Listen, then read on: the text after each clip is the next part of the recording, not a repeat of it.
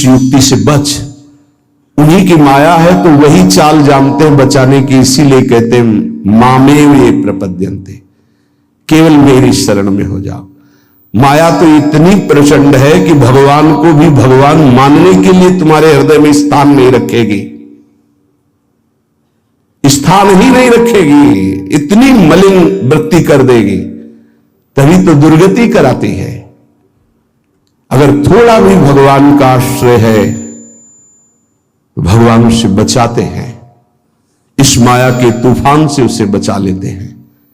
हृदय में पुनः वृत्ति जांच कीजिए इस बात की कि अपने आराध्य देव की जगह कोई वस्तु व्यक्ति स्थान तो नहीं ले रहा है, क्योंकि इसी आश्रय से आपको भगवत प्राप्ति होगी। हम प्रार्थना करते हैं इस बात को देख लीजिए, सब साधन एक तरफ, आश्रय एक तरफ। भगवान आश्रय को देखते हैं, वो हृदय से होता है। अगर बाहरी चूक हो रही तो मेरे प्रभु बड़े कृपा निधान हैं। ध्यान दीजिए, राहत ना प्रभु चित चूक किए की, करत सुरत सरबार हिए की।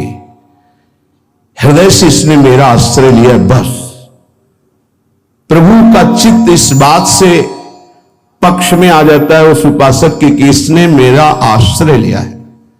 राहत न चित्त प्रभु चूक किए की, चूक हो गई, गलती हो गई, प्रभु बिल्कुल क्षमा कर देते हैं उसको, क्योंकि आश्रित है, मेरी दुरंत माया है, जानते हैं, क्षमा कर देते हैं। यदि साधन बल है तो हिसाब आपको देना पड़ेगा।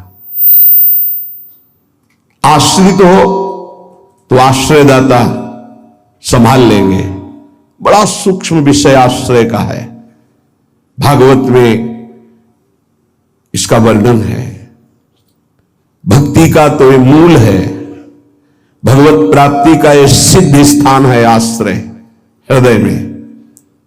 अवगुण करे समुद्र सम, गणत ना अपनो जान, ना गणत। अगर बड़े अपराध भी बन जाए तो मेरी स्वामिनी जी गणना ही नहीं करती, मानती ही नहीं। क्यों? मेरी चूक है, ये तो मेरे आश्रित है, आश्रित की चूक मेरी चूक। ऐसा हमारे आराध्य देव का स्वभाव है। मेरे शरणागत की चूक मेरी चूक। जय विजय ने रोक दिया, शनकादि ने शाप दिया, प्रभु आए और कहा मेरे सेवकों के द्वारा किया हुआ अपराध मैं क्षमा चाहता हूं। मैं स्वयं मानता हूं कि मेरे द्वारा ही अपराध हुआ, क्योंकि सेवक का अपराध स्वामी का माना जाता है, मानो स्वामी ने ही अपराध किया। हृदय भर आता है प्रभु की इस आश्रयदाता वृत्ति पर। जय विजय से कहा तुम चिंता मत करो, तुम 3 बार अवतार लोगे, हम 4 बार लेंगे। भगवान ने 4 बार अवतार लिया। रावण कुंभकर्ण भगवान राम रूप से अवतरित हुए। हिरणाक्ष हिरण्यकश्यप भगवान नरसिंह वाराह रूप से प्रकट हुए। वाराह रूप से हिरणाक्ष को परम धाम, नरसिंह रूप से हिरण्यकश्यप को शिशुपाल दंतवत श्री कृष्णचंद्र जी के रूप में 4 अवतार लिए। तुम चिंता मत कर। भगवत आश्रय गुरु कृपा का फल है। गुरुदेव कृपाल हुई, भगवत आश्रय दृढ़ हो गया। आश्रित मगन रहता है, अगला कदम कहां पड़ेगा उसको चिंता नहीं है, क्योंकि मेरे जीवन की डोर मेरे आश्रयदाता के हाथ में है। वो जिधर लगाम से खींचेंगे उधर ही इंद्रिय और बुद्धि ये सब उधर ही लग जाएंगे। नाथ आप देख लो, मैं आपकी शरण में हूं। बड़े बड़े महाभागवतों ने इसी आश्रय के बल पर मायावी नाना प्रकार के काम क्रोधात पर विजय प्राप्त की। ये बड़े मायावी, समझ में ही नहीं आता। अगर शत्रु शत्रु के रूप में आए तो समझ में आवे, लेकिन शत्रु परम मित्र के रूप में आ जाए तो समझना बड़ा मुश्किल होता है। शत्रु यदि रिश्ते नाते के रूप में आ जाए बड़ा कठिन होता है। तो मन बुद्धि का संबंध बहुत समय से देहाभिमान में है। देहाभिमान में ही ये सब छुपे हुए विकार बैठे हैं, पता नहीं चलता, ऐसा लगता है हम निर्विकार हो गए, पर विकार छुपे हुए सूक्ष्म रूप से रहते, अवसर आने पर प्रबल हो जाते हैं। इसलिए उपासक आश्रय, देवर्षि नारद को प्रचंड माया का भगवान से प्रेरित होकर आक्रमण करना, मोहित हो जाना, बिल्कुल तन्मय हो जाना, पूरा प्रसंग में ध्यान से सूक्ष्मता से देखिए। वो कह रहे इस समय कोई साधन भजन नहीं होगा, बस मुझे ब्याह करना है। लेकिन उस समय भी आश्रयदाता की स्मृति नहीं गई। ये आश्रय जोर का होता है। विचार किया कि मेरा हितैषी कौन, बोले हरि। ये महाभागवत की स्थिति को बार बार प्रणाम है कि ऐसी प्रचंड माया के बीच में भी आश्रय नहीं भूले और एकांत होकर पुकारा, प्रभु पधारिए, हरिए सामने। कहा नाथ हृदय से प्रार्थना करता हूं, जी ही विधि होए नाथ हित मोरा, करो सुबेगी दास में तोरा। बलिहारी है, ऐसी प्रचंड मलिन माया के आक्रमण में भी अपने स्वामी को नहीं भूले, आश्रय हृदय में बहुत जोर का। तो स्वामी ने कहा जे विधि हुई है परम हित। तुम हित की बात कहते हो? नारद, मैं अपने भक्त को कभी पतन के मार्ग में नहीं जाने देता, चाहे जितना उसका उपहास कराना पड़े, विरोध कराना पड़े, मैं ये सब सह लूंगा कि मेरे भक्त का उपहास हो रहा है, निंदा हो रही है, अपमान हो रहा है, पर मैं उसे पतन के गर्त में नहीं जाने देता। जाओ, जे विधि हुई है परम हित, नारद सुनो तुम्हारा परम हित जिसमें होगा वही मैं करूंगा। और वही किया प्रभु ने, परम हित कर दिया। इसलिए आश्रय, आश्रित को किसी भी तरह से कोई भी परास्त नहीं कर सकता। खास बातें हैं।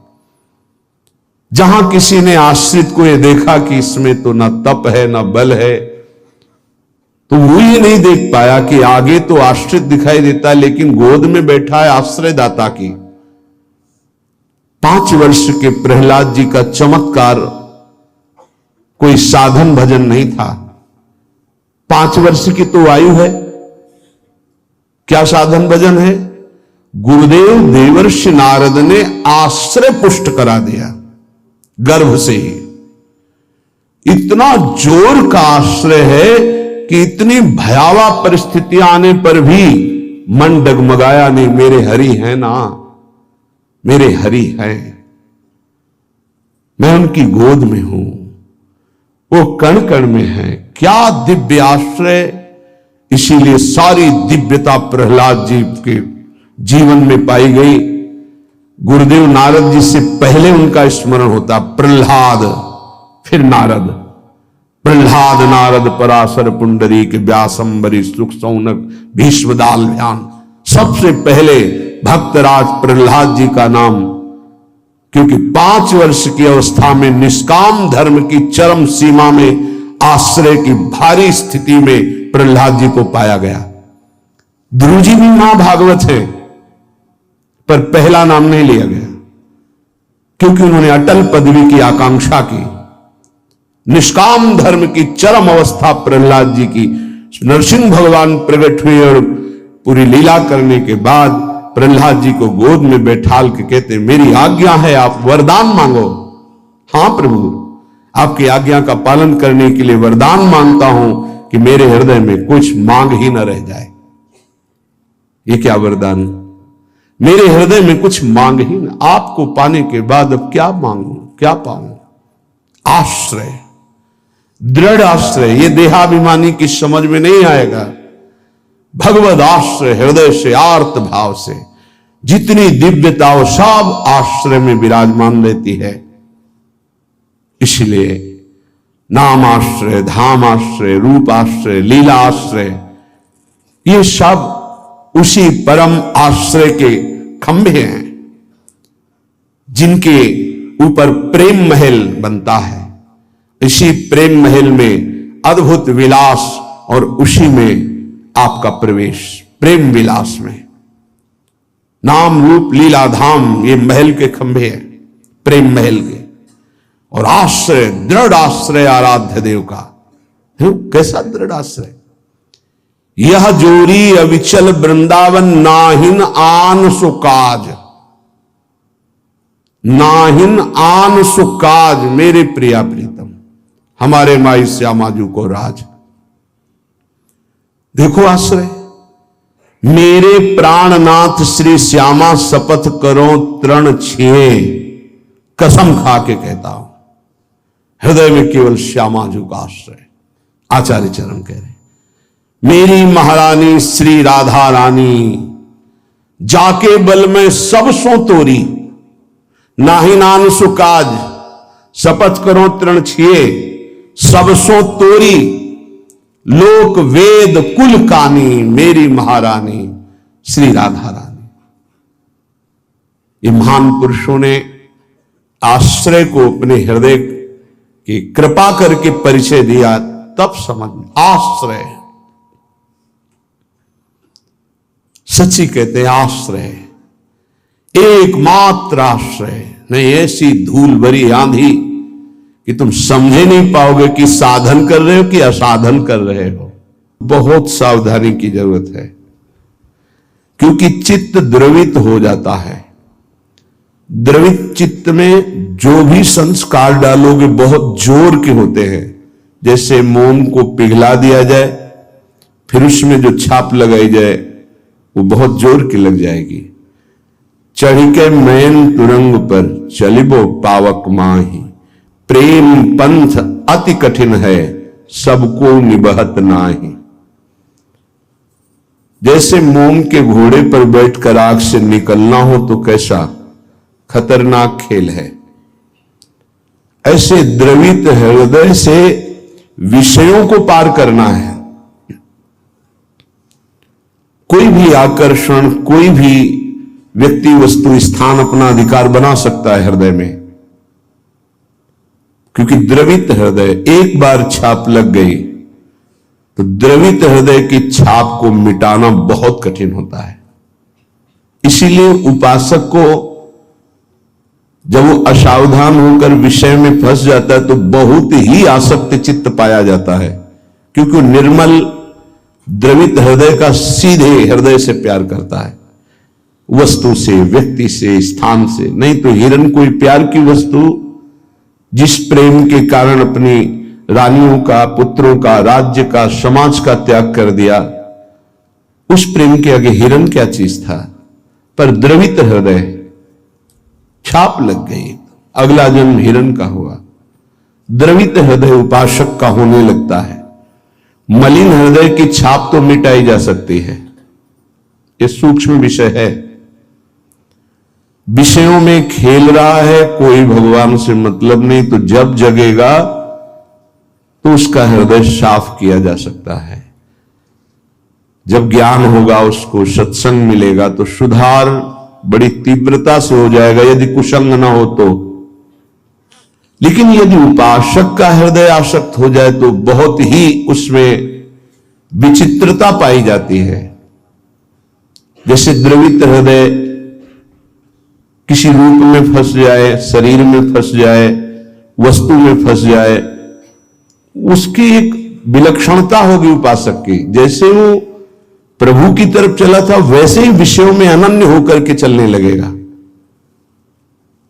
द्रवित हृदय बिल्वमंगल जी चिंतामणि में अत्यंत आसक्त, हटे, प्रभु में मन को लगाने की चेष्टा की, लगा, फिर वैसी एक नववधू को, फिर वैसी नवीन आसक्ति, अर्थात वो अभी हृदय से छाप मिटी नहीं थी।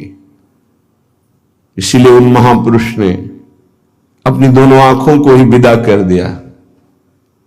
मेरे नाथ से तू फिर मुझे विमुख किया, अब संसार को देखूंगा ही नहीं। दोनों आंखें खोल ली। द्रवित हृदय अत्यंत आसक्ति, ये विषयी पुरुष नहीं कर सकते ऐसी आसक्ति, वो विषय में भी ऐसी आसक्ति नहीं कर सकते जैसी उपासक आसक्ति करेगा। इसलिए बहुत सावधान, उपासना के मार्ग में अपने आराध्य देव की जगह किसी को नहीं देनी चाहिए। उनकी जगह कोई है ही नहीं, समान ही नहीं, तो बढ़कर क्या है। पर सही मानिए हम अपने आराध्य देव से बढ़कर किसी को स्थान दे देते हैं, वो चाहे कोई शरीर हो, वस्तु हो, स्थान हो, कुछ भी हो। इसका परिचय यही कि अपने आराध्य देव के स्मरण का महत्व नहीं रहा, स्मरण छूट रहा है, स्मरण छूट गया और तुम राजी हो। तद स्मरणेन परम व्याकुलतेत, इसका मतलब तुमने अपने आराध्य देव से बढ़कर कुछ मान लिया। बड़ी मलिन बुद्धि है, बड़ा मलिन मन है। इष्ट कृपा, गुरुदेव कृपा अवसर आता है मुक्त होने का। इंद्रियों को संयम में कर कर प्रेम समुद्र में डूबने का, पर धिक्कार है ऐसे मन को, ऐसी बुद्धि को जो पुनः मलिन भोगों में फंसा देती है, मलिन संसार के राग में फंसा देती है। विचार करो, कोई भी उपासक जब ग्रह त्याग करता है वास्तविक भगवत लक्ष्य करके, तो कितनी सामर्थ्य उसके हृदय में भगवान देते हैं कि माता के चरणों का राग, पिता के दुलार का राग, परिवार के राग को स्वाहा करके, शरीर के राग को पता नहीं भोजन मिलेगा कि नहीं, व्यवस्था होगी कि नहीं, कोई पीटेगा, अपमान करेगा तो सह लेंगे, हर कष्ट सह लेंगे, पर प्रभु को प्राप्त करेंगे। हृदय का लक्ष्य ये होता है हर उपासक के, जो ग्रह त्यागी होता है, जो वैराग्यवान होता है, जो भगवत मार्ग का निश्चय करने वाला होता है, इतना सुंदर दृढ़ संकल्प करने वाला, फिर किस वस्तु व्यक्ति स्थान का महत्व रखता है? किसी का नहीं। तो फिर क्यों आसक्त हो जाता है? बड़ी लंबी लंबी यात्रा करके भगवत मार्ग की, फिर किसी क्षुद्र विषय में विश्राम मानने लगता है, मनोरंजन करने लगता है। जहां दिन प्रतिदिन वैराग्य बढ़कर के उपरति की स्थिति में आना चाहिए, वहां वैराग्य घटकर राग की स्थिति में आ गया। किसी वस्तु, व्यक्ति, स्थान की प्रियता ने अधिकार कर लिया हृदय में। ये भारी विडंबना, माया का प्रबल आकर्षण। बड़े कृपा पात्र हैं, उनके चरणों की वंदना करता हूं जो उपासक अपने आराध्य देव की जगह किसी को नहीं देते, अपने आराध्य देव के समान किसी को नहीं समझते, अपने आराध्य देव के लिए सर्वस्व त्रिभुवन के पद भोगों का त्याग कर देते हैं। सतरति सतरति सा लोकाम तारयति, वो तर जाते हैं, वो लोगों को तार देते हैं। ऐसे महापुरुष बिरले होते हैं। भगवत कृपा से जो मार्ग मिला है वही मार्ग है। मम भक्ति युक्तो भुवनम पुनातु, मेरी भक्ति से युक्त हृदय वाला संपूर्ण लोकों को पावन करने की सामर्थ्य रखता है। चूक अपने लोगों से अब ये नहीं होनी चाहिए कि आराध्य देव की जगह किसी को दे दें। इसे बैठा लीजिए हृदय में। हृदय इतना ताला लगा के रखिए सुरक्षित कि हृदय में आराध्य देव की जगह कोई ले ना पावे। विश्वास कीजिए, बहुत प्रचंड भगवान की माया है, उन्हीं की है, इसलिए वो इतनी समर्थ है कि उनके स्थान में किसी को भी बैठाल सकती है। बहुत से नीच नीच वृत्ति को, बहुत से नीच नीच वृत्ति को, विश्वास कीजिए इस बात पर। अगर भगवान का आश्रय है तो साधु समागम मिलेगा और आपकी चूक का तत्काल सुधार होगा, तत्काल सुधार होगा। पर यदि अहंकार युक्त साधन रहा है तो लंबे समय तक तुम्हें झेलना पड़ेगा। जब तक अहंकार गलित होकर आर्त भाव से पुकारोगे नहीं कि नाथ मुझे बचा लो, तब तक ये माया पछाड़ती रहेगी। ये हम पढ़ी लिखी बात नहीं कह रहे, ये संतों के हृदय की बात कह रहे हैं, ये साधकों के हृदय की बात कह रहे हैं, जो हृदय में चिंतन हुआ उसकी बात कर रहे हैं। अगर हृदय को तन्मय किया जाए तो पूरे विश्व ब्रह्मांड में जितने हृदय, सब हृदय की बात हृदय में आ जाएगी। जैसे ध्रुव जी ने अपनी प्राणवायु बंद की तदात्म भाव से, तो संपूर्ण विश्व की चराचर जीवों की वायु अवरुद्ध हो गई, क्योंकि परमात्मा हृदय में विराजमान है। जो उसको जागृत कर लेता है तदात्म भाव से, जो पूरे विश्व को अनुभव करा सकता है। इसलिए मम भक्ति युक्तो भुवनम पुनातु। उपासक आश्रय से भगवत प्राप्ति होती है।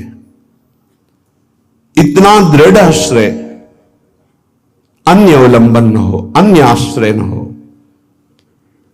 जब तक शरीर का आश्रय रहता है तो देहाभिमान स्फुरित होता है, देहाभिमान सोचता है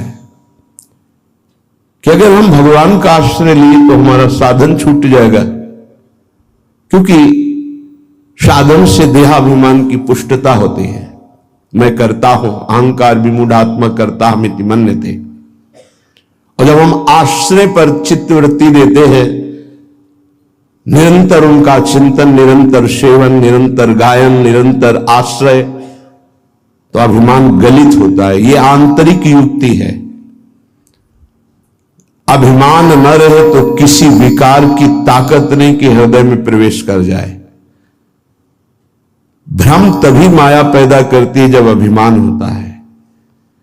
गरुड़ महाज्ञानी गुण राशि, महान ज्ञानी भगवान के वाहन, जिनके पंखों से सामवेद की ध्वनि निरंतर होती रहती है,